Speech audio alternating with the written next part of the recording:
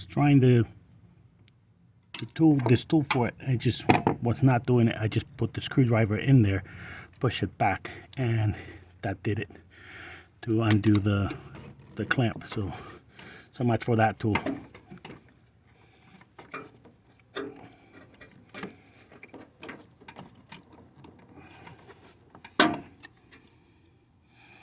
And here's the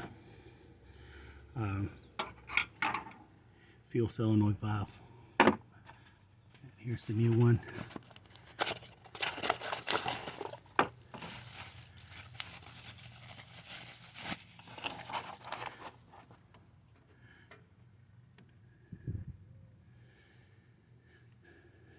So we'll go to like here.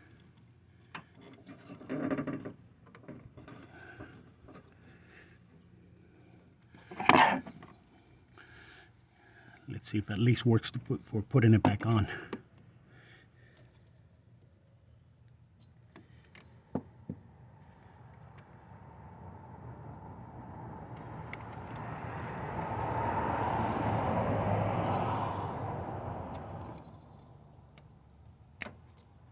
And it does.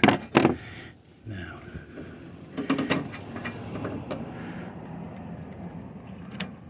go this way. This goes.